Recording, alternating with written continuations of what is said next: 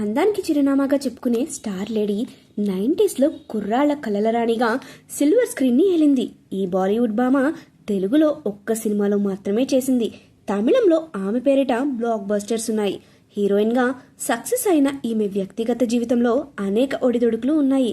ఏకంగా 12 మందితో అఫైర్స్ నడిపిందనే వాదన ఉంది. మనం చెప్పుకుంటున్న ఆ స్టార్ లేడీ ఎవరో కాదు, మనీషా కొయిరాలా.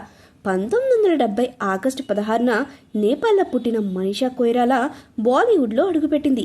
ఆమె ఫస్ట్ హిందీ చిత్రం సౌదాగర్. 1991లో విడుదలైన ఈ చిత్రంలో బాలీవుడ్ లెజెండ్స్ రాజ్ కుమార్, దిలీప్ కుమార్ ప్రధాన పాత్రలు చేశారు. ఈ సినిమా కమర్షియల్ హిట్ అయ్యింది. అనంతరం మనీషా కొయిరాలా నటించిన పలు సినిమాలు బాక్స్ ఆఫీస్ వద్ద బోల్తా కొట్టాయి. అనంతరం 1942లో ఏ లవ్ స్టోరీ చిత్రంతో హిట్ కొట్టింది. వినోద్ చోప్రా తెరకెక్కించిన ఈ చిత్రం మనీషాకు మంచి ఫేమ్ తెచ్చిపెట్టింది. బెస్ట్ యాక్ట్రెస్గా అవార్డు అందుకుంది ఈ అమ్మడు. కోలీవుడ్లో మనీషా ఆల్ టైమ్ క్లాసిక్లో నటించింది. దర్శకుడు మణిరత్నం తెరకెక్కించిన బొంబాయి చిత్రం అప్పట్లో దేశాన్ని ఊపేసింది. మనీషాను మణిరత్నం అద్భుతంగా సిల్వర్ స్క్రీన్పై ప్రజెంట్ చేశారు.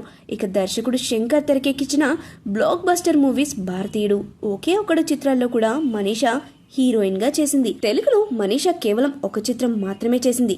నాగార్జునకు జంటగా క్రిమినల్ చేసింది. ఇది బైలింగ్వెల్ మూవీ. హిందీలో కూడా విడుదల చేశారు. దాదాపు 2 దశాబ్దాలు మనీషా కెరీర్ సక్సెస్ఫుల్గా సాగింది. స్టార్ లేడీగా బాలీవుడ్ని షేక్ చేసింది. ప్రొఫెషనల్గా సక్సెస్ అయిన మనీషా వ్యక్తిగత జీవితంలో మాత్రం ఒడిదుడుకులున్నాయి.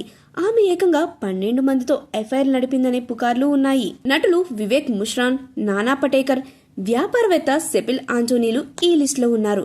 ఒక్కరితో కూడా ఆమె వివాహ బంధం వరకు వెళ్లలేదు. 2010లో మనీషా నేపాలీ బిజినెస్ మ్యాన్ విరాట్ దహల్ను వివాహం చేసుకుంది. 2 ఏళ్లకి విడాకులు తీసుకుని విడిపోయింది.